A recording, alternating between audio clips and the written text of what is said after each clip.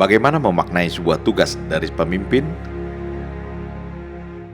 Bagi seorang prajurit, loyalitas adalah bersikap totalitas dalam melakukan pekerjaannya. Apapun yang dia kerjakan, dilakukan atas dasar kecintaan. Seorang prajurit yang loyal akan melakukan pekerjaan bukan sebagai beban, tetapi sebagai panggilan hidup. Bagi seorang prajurit, loyalitas ini akan menggerakkan dirinya untuk dapat melakukan apa saja tanpa menunggu perintah dari atasan atau pimpinan.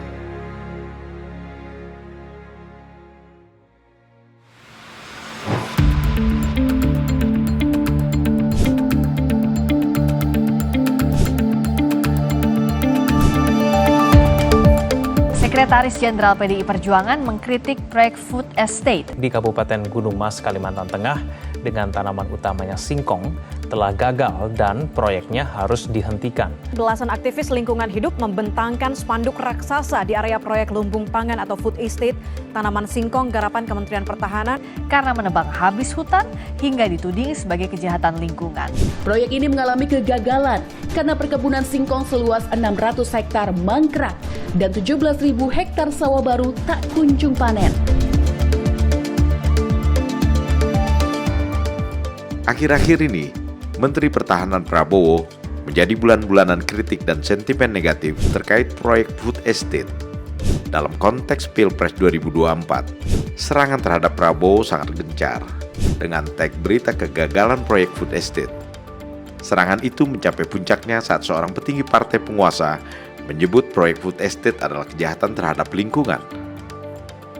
Terkait dengan upaya yang telah dilakukan oleh Presiden Jokowi untuk membangun food estate, tetapi di prakteknya di dalam kebijakan itu ternyata disalahgunakan dan kemudian hutan-hutan malah justru ditebang habis dan food estate-nya tidak terbangun dengan baik. Itu merupakan bagian dari suatu kejahatan terhadap lingkungan.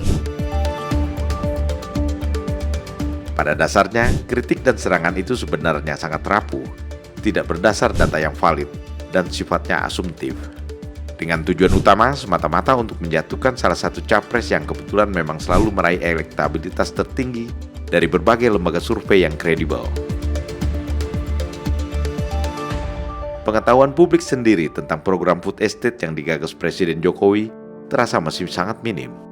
Banyak yang tidak paham bahwa program food estate ini adalah program yang dikelola berbagai kementerian, tepatnya lintas kementerian, seperti yang dinyatakan oleh Jokowi dalam beberapa kesempatan.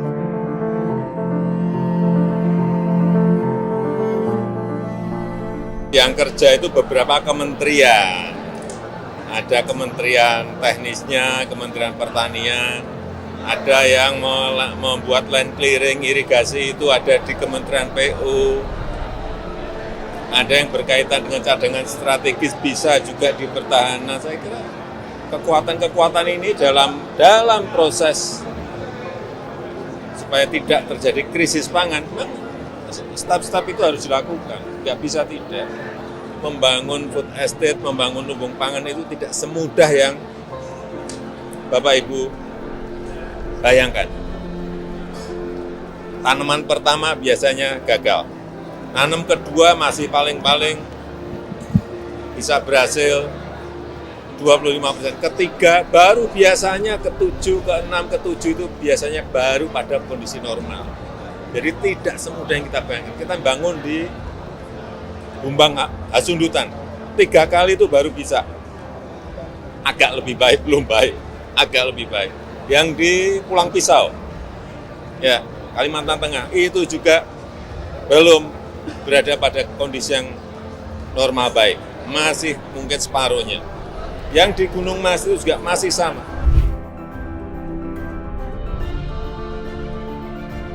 Di Kalimantan Tengah sendiri, ada program food estate yang dikelola Kementerian Pertanian seluas 70.000 hektar, yakni di Kabupaten Pulang Pisau dan Kabupaten Kapuas.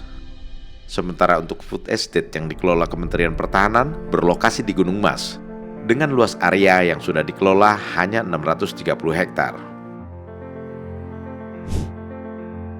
Dalam perjalanannya, memang ada persoalan-persoalan yang terkait dengan pengelolaan food estate. seperti proyek food estate Kementerian Pertanian di Pulang Pisau dan Kapuas atau di Humbang Hasudutan, Sumatera Utara. Kedua proyek food estate ini bukan dikelola oleh Kementerian Pertahanan.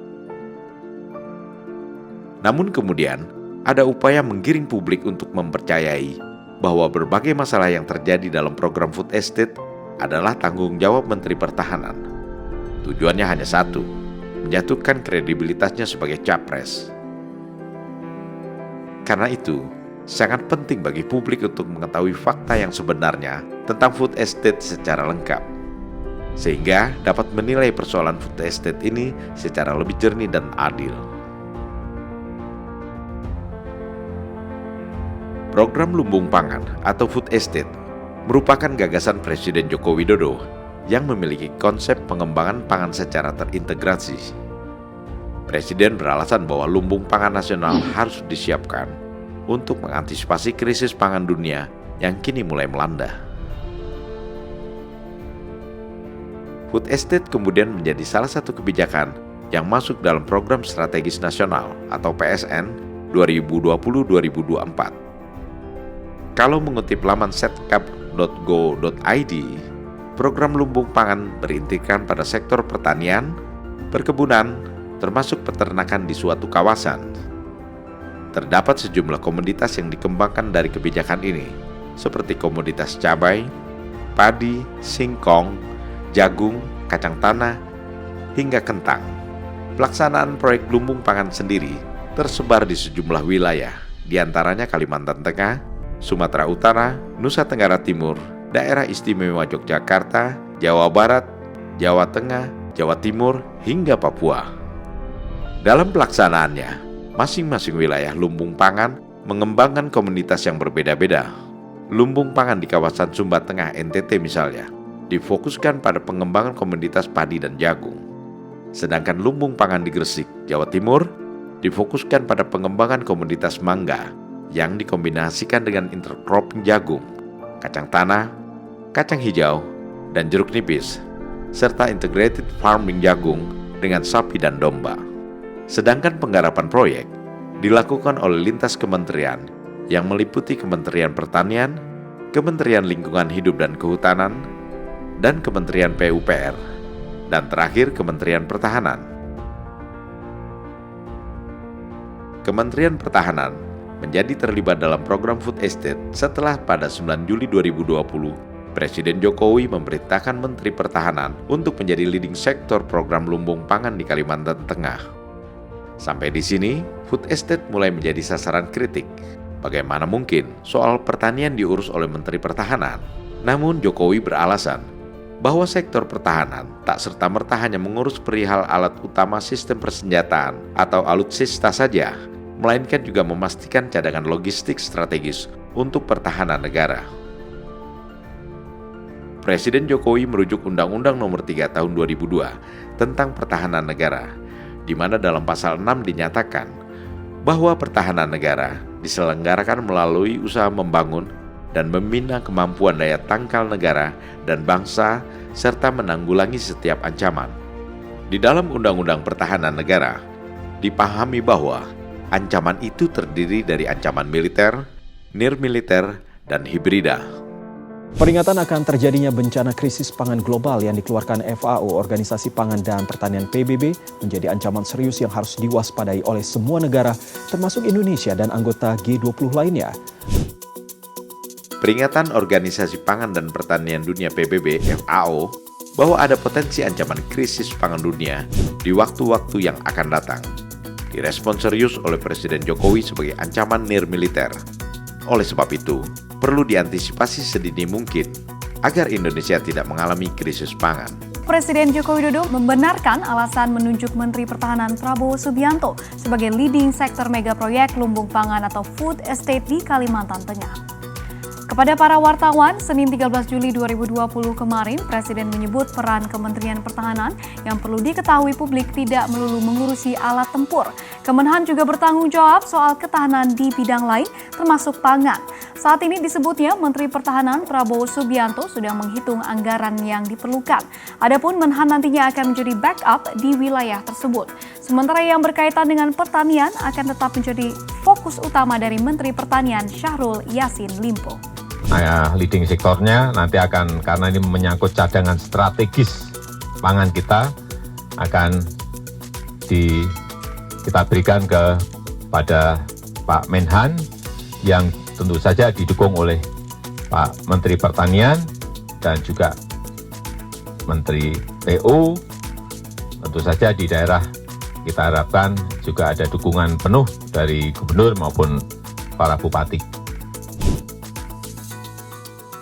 Pengembangan lumbung pangan di Kalimantan Tengah sendiri telah dilaksanakan lebih dulu oleh Kementerian Pertanian sejak pertengahan 2020 pada area lahan sawah sekitar 30.000 hektar yang tersebar di Kabupaten Pulang Pisau dan Kabupaten Kapuas. Pada 2021, pengembangan lumbung pangan di Kalimantan Tengah ditambah lagi seluas 44.135 hektar.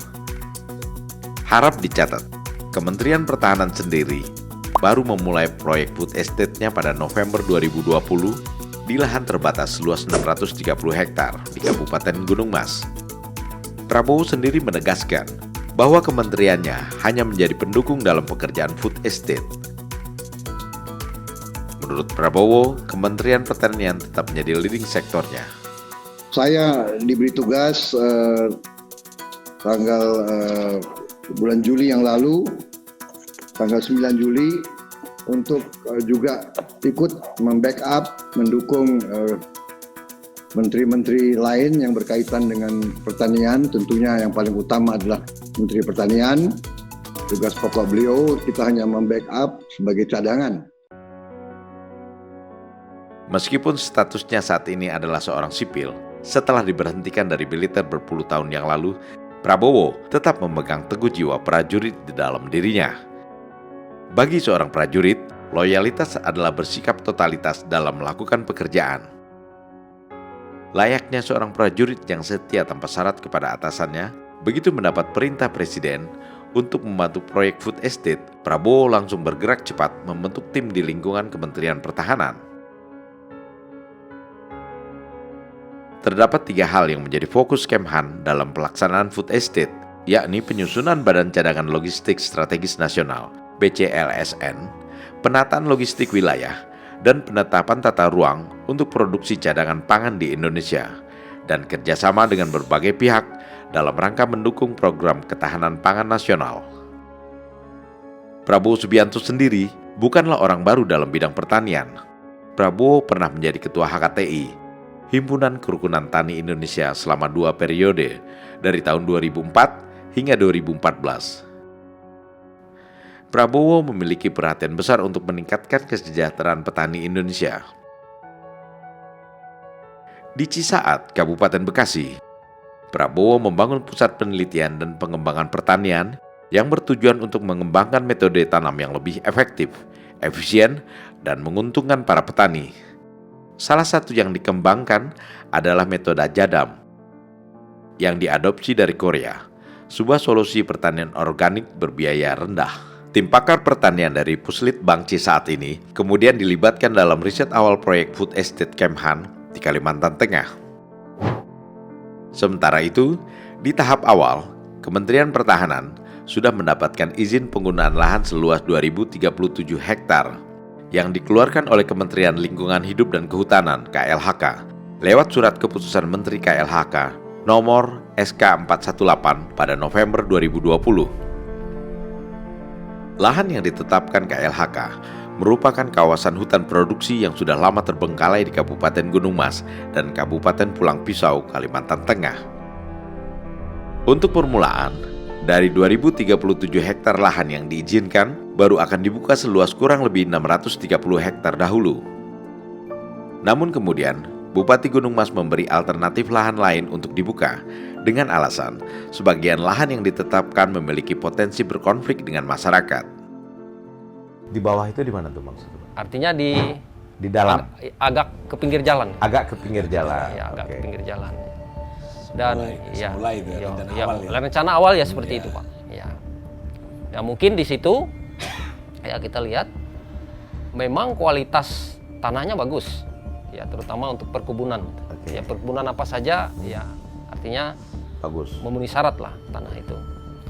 Nah, tetapi yang terjadi permasalahan pada saat itu, tanah-tanah yang berada di kawasan itu adalah tanah yang sudah dikuasai oleh masyarakat turun-temurun. Okay.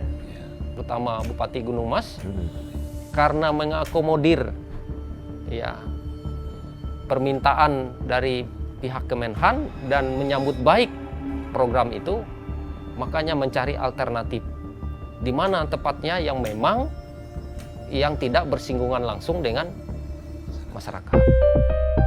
Jadi, bila sekarang muncul tudingan bahwa Kemhan mengambil lahan milik masyarakat, tuduhan itu jauh dari fakta. Fakta yang benar adalah Kemhan menghindari konflik dengan masyarakat dan menerima arahan Bupati untuk membuka lahan yang tidak dikuasai masyarakat. Lahan pengganti ini terletak di wilayah Kecamatan Sepang, Gunung Mas. Lokasinya jauh dari permukiman, kurang lebih berjarak 7-10 km dari jalan utama dan perkampungan penduduk. Lahan hutan di wilayah tersebut merupakan tanah berpasir yang tingkat kesulitannya tinggi untuk ditanami tumbuhan. Itu sebabnya tak ada masyarakat yang mau memanfaatkan hutan ini untuk membuka lahan pertanian. Nah, biasanya tanah-tanah yang dikuasai oleh masyarakat itu paling tidak itu ada surat keterangan tanahnya, Pak. Oke. Ya, surat keterangan tanah. Surat keterangan tanah itu kan yang bertanda tangan di situ itu termasuk yang mengetahuinya adalah camat. Jadi saya tahu persis bahwa lahan itu tidak ada yang memiliki legalitasnya, paling tidak dia memiliki surat keterangan itu. Nah, artinya kalau sekarang ada yang mengakui, itu mana suratnya? Kalau itu saya berani menyatakan bahwa itu ya pengakuan secara lisan saja. Kenapa lahan itu tidak olah? Karena masyarakat sudah tahu bahwa lahan-lahan itu adalah lahan yang tidak mampu diolah masyarakat secara manual, apalagi dikerjakan dengan cara manual. Oh, oke. Dengan cara-cara lama. Cara lama nggak mungkin. Tradisional itu nggak mungkin. Apalagi sekarang kan tidak boleh membakar, Pak. Oke. Ya. Kalau boleh membakar bisa jadi, ya kan? Sejak beberapa tahun ini kan pemerintah melarang, ya terutama kita di Gunung Mas itu selalu menghimbau. Apalagi pada musim tertentu, termasuk sekarang ya, itu menghimbau sekali supaya masyarakat itu jangan membakar. Terutama di musim kemarau. Iya, terutama di musim kemarau. Selain membakar, punya tradisi ladang berpindah juga, Pak? Iya, sebelumnya kan ada tradisi berladang berpindah juga. Tapi ladang berpindah itu juga masyarakat jeli melihat tanah-tanah yang memang produktif itu yang mereka olah. Dan mereka tidak mengolah sembarang tanah. Prabowo meminta tim pakar pertanian untuk melakukan riset agar tanah berpasir tersebut dapat menjadi lahan produktif. Komoditi singkong dipilih untuk mendukung program cadangan pangan strategis nasional karena singkong bisa menghasilkan sekian banyak turunan, salah satunya mie, tapioka, dan mokaf. Hasil riset diimplementasikan menjadi prototipe food estate tanaman singkong. Semua kegiatan riset ini dilakukan tanpa menggunakan uang negara Rp1 pun. Lahan yang tersedia di Gunung Mas tentu masih berbentuk hutan. Sebagai proyek lintas kementerian, untuk urusan membuka lahan dan membangun sarana dan prasarana seperti akses jalan dan fasilitas pendukung lainnya menjadi tanggung jawab Kementerian PUPR. Karena ini adalah proyek food estate yang akan dikelola Kemhan untuk pembukaan lahan atau land clearing dan penyiapan sarana dan prasarana diserahkan kepada Kemhan untuk swaklola dengan menggunakan anggaran Kementerian PUPR sebesar Rp53 miliar. Brigjen Purnawirawan Hari Subagio sebagai Kepala Pusat Konstruksi Badan Sarana Prasarana Puskon Baranahan Kementerian Pertahanan saat itu adalah orang yang ditugaskan untuk melaksanakan land clearing dan membangun sarana dan prasarana di lahan food estate seluas 630 hektar itu. Kami dengan tim berangkat ke sini melakukan koordinasi awal dengan unsur daerah baik di provinsi maupun di kabupaten dan ya terus memastikan bahwa lokasi yang ditunjuk di sini. Gitu. Kalau Bapak melihat yang sekarang ini, itu Pak, itu masih ada pohon-pohon yang tinggi. Ya. Ya seperti itulah. Ini aslinya? Ini aslinya. Awalnya seperti ini? Iya. Yang sudah rata ini yang kami kerjakan. Land clearing itu dengan ya? Land clearing itu. Bukan hutan primer nih Pak? Sepertinya? Kalau saya melihat bukan ini Pak. Ini kalau informasi yang kami terima itu ya dulunya mungkin semacam hutan produksi. Terus ya mungkin nggak tahu lah, tidak difungsikan lagi atau bagaimana gitu. Pembukaan lahan dan pembangunan sarana dan prasarana mulai dikerjakan di pertengahan bulan November 2020. Menjelang akhir Desember, selain land clearing lahan, seluas 563 hektar, sudah terbangun jalan akses dengan lebar 21 meter sepanjang 1,7 km. Jalan utama dengan lebar 26 meter sepanjang 3,25 km.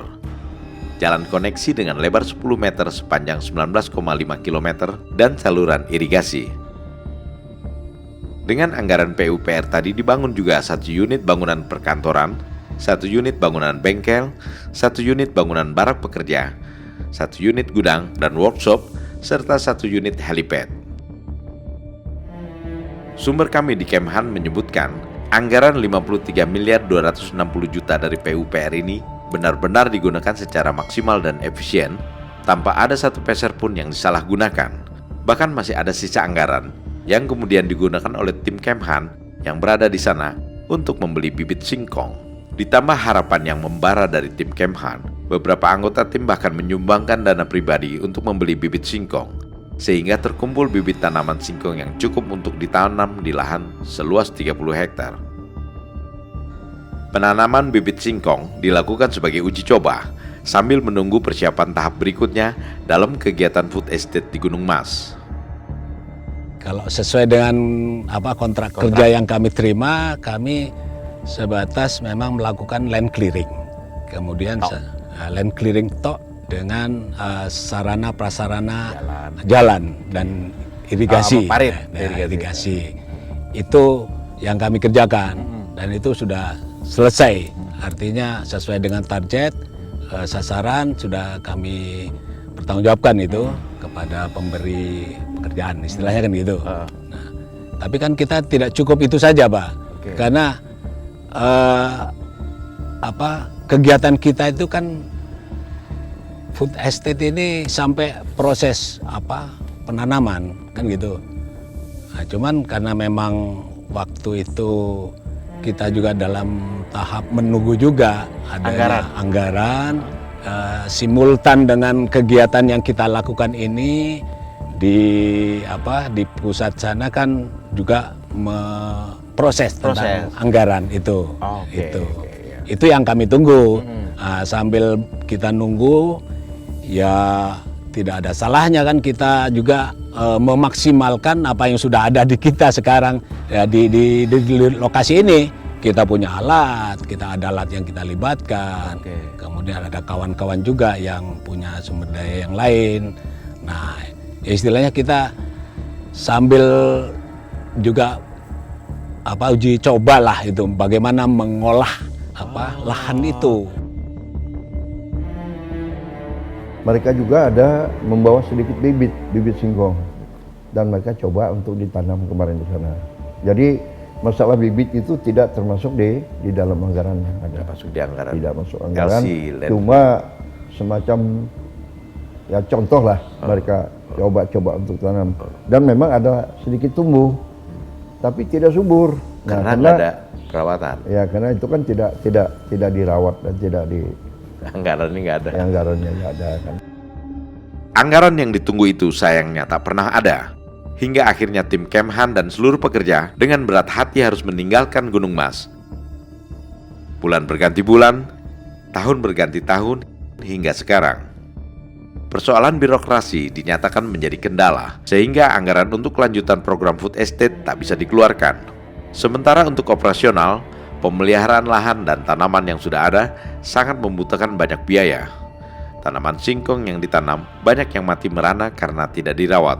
Foto tanaman singkong yang mati ini beredar luas ke publik dengan narasi gagalnya food estate yang dikelola Kementerian Pertahanan.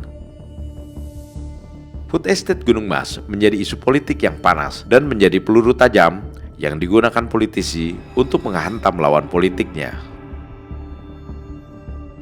Selain itu, kebijakan pemerintah yang terkesan memaksakan program food estate ini justru dianggap tidak tepat. Lokasi ini dulu adalah hutan yang lebat. Kini lebih dari 600 hektar telah dibabat dan berubah menjadi ladang singkong yang gagal. Dan hari ini kita bisa lihat seperti apa tanaman singkong yang sudah ditanam hampir 2 tahun tersebut. Semuanya merengas. Lahan seluas 103 hektar itu mangkrak. Bahan pangan dan sumber pangan sudah lenyap dari tanah ini.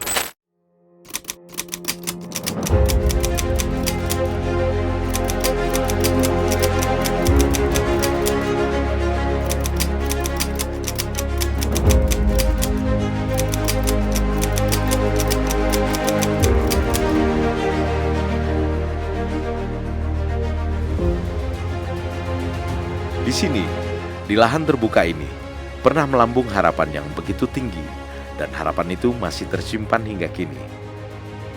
Di balik kesedihan yang dirasakan oleh Brigjen Purnawirawan Hari Subagio saat ia menginjakkan kakinya kembali di tempat ini.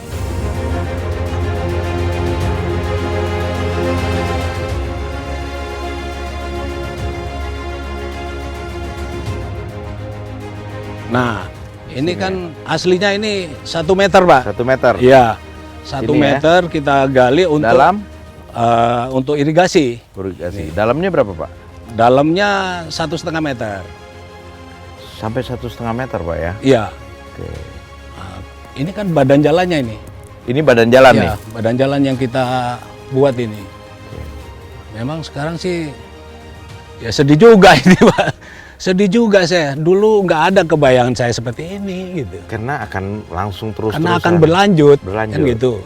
Segera setelah land clearing selesai dilaksanakan pada 27 Januari 2021, Dirjen Anggaran Kementerian Keuangan menyepakati pengajuan anggaran sebesar 1,8 triliun rupiah dari Kementerian Pertahanan. Anggaran itu akan digunakan untuk mengembangkan komoditi singkong seluas 30.000 hektar di Kalimantan Tengah, berikut pembangunan pabrik-pabrik dan sarana-prasarana pendukung seperti jalan dan perumahan.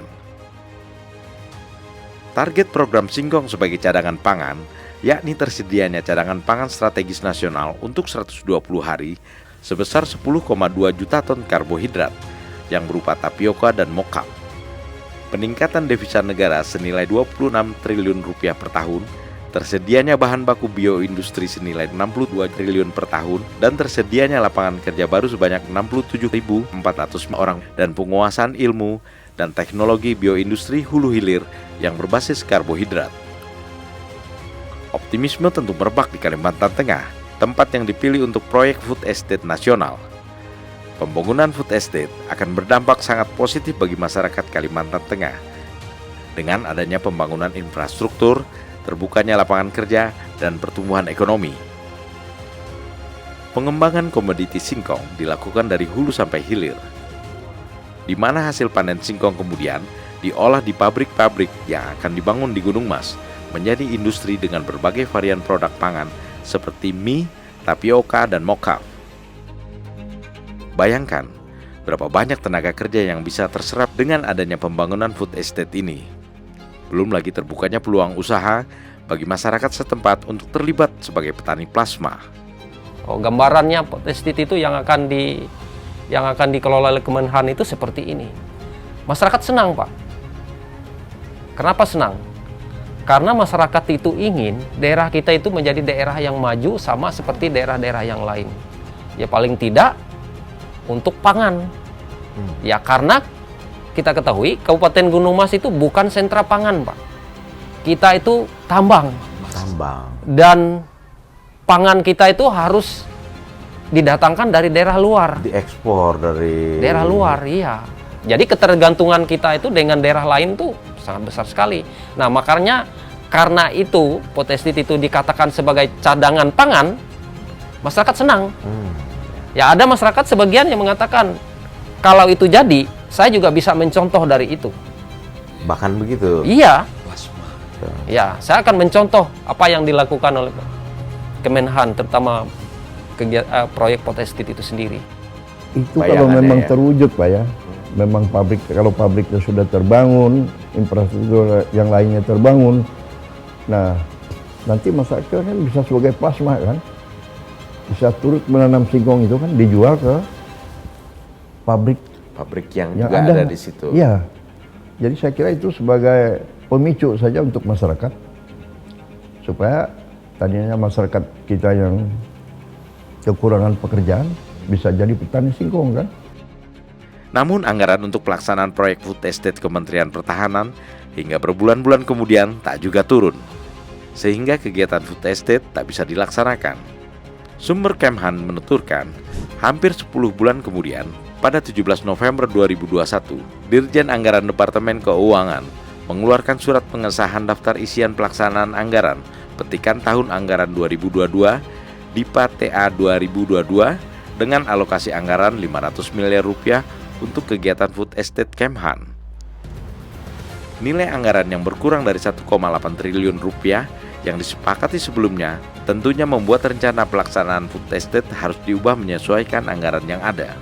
Namun anggaran itu pun masih terblokir dan tidak dapat direalisasikan untuk mendukung kegiatan food estate Kemhan di Kalimantan Tengah. Karena belum ada peraturan presiden atau Perpres yang menjadi payung regulasinya hingga saat ini. Sementara itu, kondisi lahan food estate yang sudah terbuka menjadi terlantar. Perpres yang menjadi landasan regulasi kegiatan food estate tidak juga dikeluarkan oleh presiden. Masih menjadi misteri mengapa Presiden tidak segera mengeluarkan Perpres untuk program yang digagasnya sendiri. Presiden adalah kereta lokomotif program food estate. Ketika lokomotif ini bergerak lambat atau bahkan tidak bergerak, otomatis rangkaian gerbong kementerian di belakangnya juga tidak bisa bergerak. Sehingga seluruh kementerian terkait seperti KLHK tidak bisa melepas perizinan lahan. Kementerian Keuangan tidak bisa mengeluarkan anggaran. Kementerian PUPR tidak bisa melaksanakan pembangunan infrastruktur dan Kementerian Pertahanan tidak bisa melanjutkan program food estate di wilayah Kalimantan Tengah yang menjadi tanggung jawabnya. Proyek food estate Kemhan terhenti total, tak bisa dilaksanakan karena anggarannya memang tidak pernah ada. Lahan yang sudah dibuka oleh Kemhan di Gunung Mas terpaksa ditinggalkan dalam keadaan kosong. Pohon-pohon singkong uji coba mati terlantar. Jadi untuk menghasilkan singkong, uangnya triliunan, kan goblok. Sementara berbagai isu digoreng untuk menyudutkan Menteri Pertahanan. Seperti isu yang menyebutkan triliunan anggaran food estate Kementerian Pertahanan diselewengkan. Triliunan anggaran food estate hanya menjadi bancakan di lingkungan Kementerian Pertahanan. Padahal faktanya, belum ada 1 rupiah pun yang diterima oleh Kementerian Pertahanan untuk menjalankan program food estate. Bahwa anggaran food estate sebesar 1,5 triliun telah diselewengkan oleh Kemenhan dan program itu akhirnya terbengkalai. Nah, anggaran dulu deh Pak. Waktu itu pengerjaan itu berapa anggarannya Pak kalau boleh tahu Pak ya? Kalau yang kami kerjakan land clearing sesuai kontrak dengan PUPR itu sekitar 53 miliar lah. Sekitar segitu. Ya. Itu yang dari isu yang beredar nih. Ya kalau angka itu yang disebutkan oleh pihak-pihak tertentu yang nggak tahu, saya juga nggak tahu apa maksudnya gitu. Tapi yang jelas memang pernah saya istilahnya dalam proses perencanaan itu memang adalah menghitung rencana anggaran biaya. Yang kalau ini program ini dilaksanakan dalam target tertentu dengan luasan yang waktu itu targetnya kan 30.000 kalau nggak salah Pak itu. Itu memang sampai ke angka itu, bahkan lebih mungkin itu. Sekitar 4 sekian gitu. Kalau itu dilaksanakan secara keseluruhan. Tapi terus mungkin ada pentahapannya lah katakanlah. Mungkin baru angka yang tadi disebutkan itu mungkin tahap itu dulu yang akan istilahnya digulirkan gitu. Digelontorin gitu. Tapi setelah berjalannya waktu, kemudian ini berproses di ada koordinasi tingkat antar kementerian dan sebagainya yang terkait, sampai saya selesai melakukan kegiatan di sini. Clearing?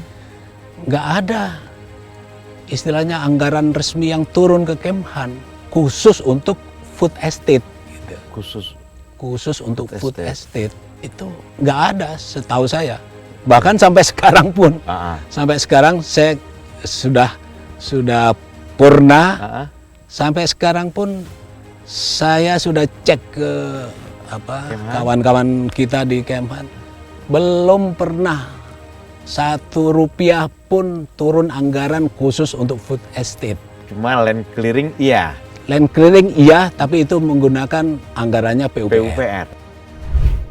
Tuduhan ngawur, tanpa dasar dan fakta, adalah fitnah yang terus dilontarkan oleh mereka yang sejak awal sudah antipati dengan figur Menteri Pertahanan Prabowo Subianto yang akan maju kembali sebagai calon presiden dalam pemilihan presiden 2024. Mereka menutup mata dan hati untuk mau melihat fakta sesungguhnya dan memahami persoalan secara lebih jernih. Kami menemukan sebuah perusahaan tanpa rekam jejak yang jelas, Agrinas, yang memegang peran kunci dalam program lumbung pangan Kemhan ini. Isu lain adalah keterlibatan PT Agroindustri Nasional yang disebut sebagai implementator proyek food estate yang telah menggunakan anggaran negara untuk food estate.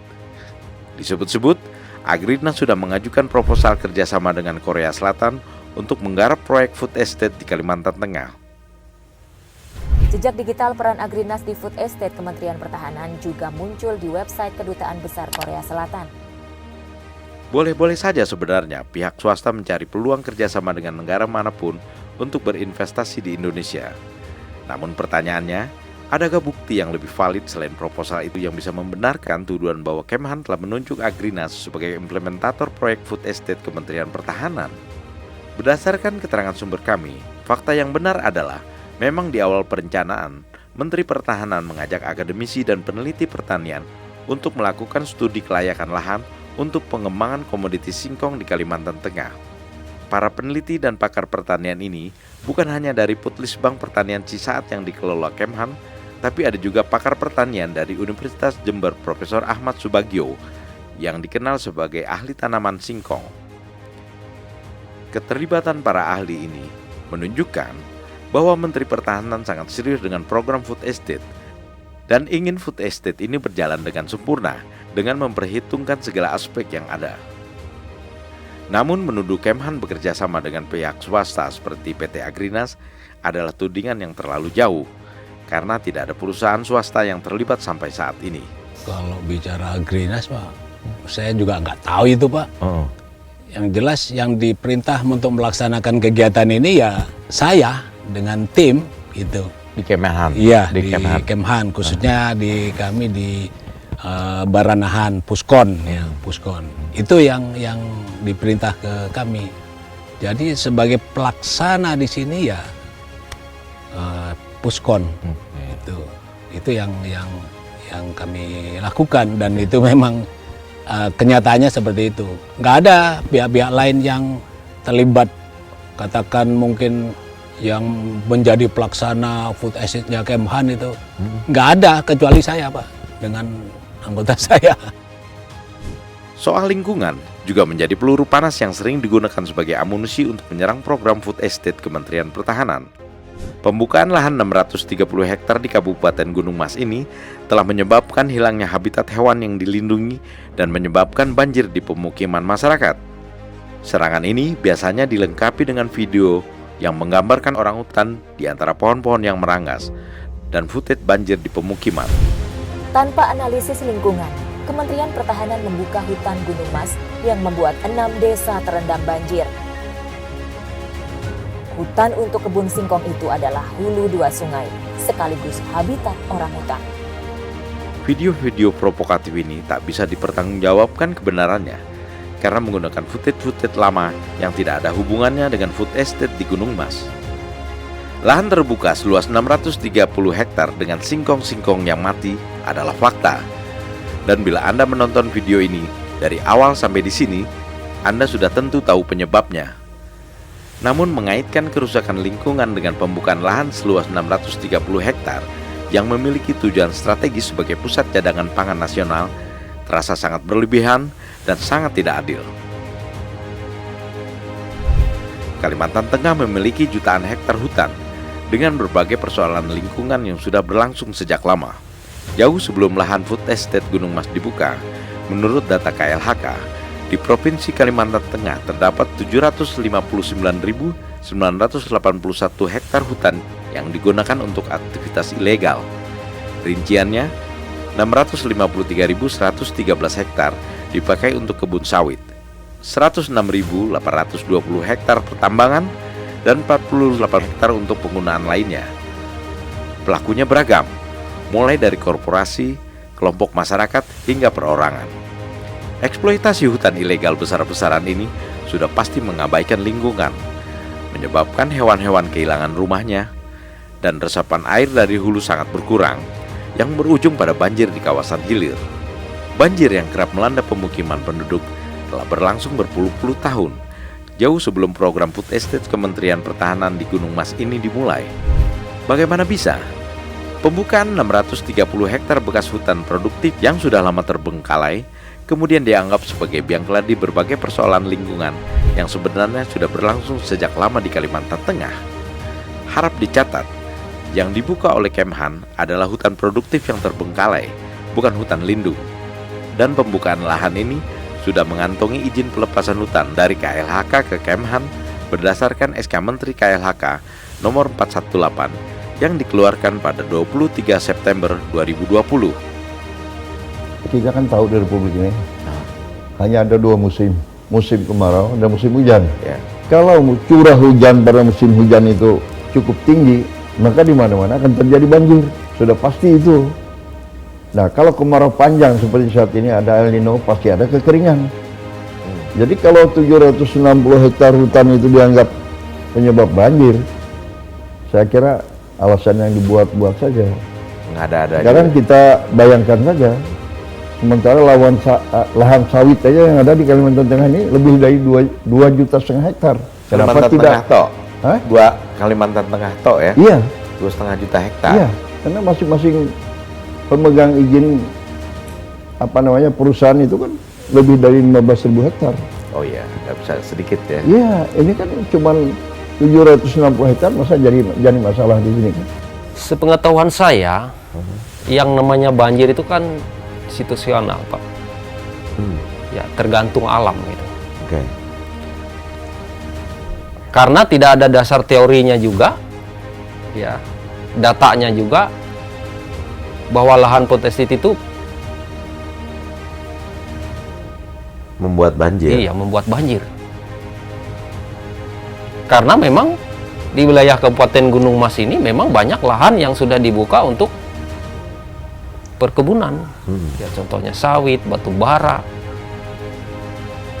Oh iya. Ya kan? Malah misalnya kalau sawit itu kan lebih banyak dari itu. Lebih luas. Lebih luas. Sawit ya. Jadi yang membuat banjir itu bukan di sini, Pak. Bukan yang di sini. Bukan di daerah sini. Di hulunya. Yang menciptakan banjir itu adalah daerah hulu. Karena kita tuh dapat kiriman air dari hulu. Banjir bandang misalnya. Banjir bandang, iya. Karena ini cukup di hilir sebenarnya. Iya, cukup di hilir. Dan kita juga kalau banjir di sini dia tidak lama, paling 2 hari. Langsung surut. Langsung surut. Atau paling lama, yang pernah paling lama itu karena di hulu selalu hujan, seminggu, Pak. Itu paling lama. Saya lupa tahunnya, mungkin sekitar 10 tahun yang lalu lah. Kalau yang banjir sekarang paling dia 2 hari sudah surut. Itu banjir berarti sebelum lahan ini jadi food estate? Itu sudah ada banjir, Pak. Sudah ada banjir. Ya, tradisi banjir itu sudah ada dari dulu, Pak. Sebelum orang membuka lahan-lahan besar itu banjir sudah ada sebenarnya. Cuman waktu itu ya karena tidak diekspos seperti zaman sekarang media. Oh iya. Ya kan. Sekarang kan ada apa-apa ya terlihat lebih gitu kan. Ya, lebih dramatis semuanya. Lebih dramatis, ya. Padahal itu kan kadang-kadang ya biasa-biasa saja gitu. Tapi kita tetap berharap supaya pemerintah melanjutkan proyek itu dengan baik. Karena memang diperlukan. Memang diperlukan, dan saya pikir saya ingin masyarakat yang punya lahan tidur banyak itu sudah bisa jadi petani singkong ke depannya. Harapan masyarakat tak boleh patah untuk sebuah gagasan dengan tujuan mulia seperti food estate.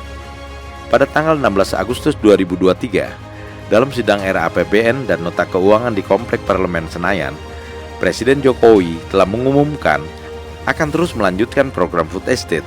108 triliun rupiah anggaran akan dialokasikan untuk melakukan transformasi ekonomi di bidang ketahanan pangan. Problem-problem di lapangan itu tidak seperti semudah yang kita bayangkan. Jadi semuanya akan diperbaiki. Dan semuanya harus dievaluasi, harus dikoreksi, harus diulang, Kalau kita nggak berani, baru gagal pertama sudah mundur. Sampai kapanpun, lupakan. Lokomotif tampaknya sudah mulai beringsut. Saat ini, kita hanya bisa menunggu dan melihat.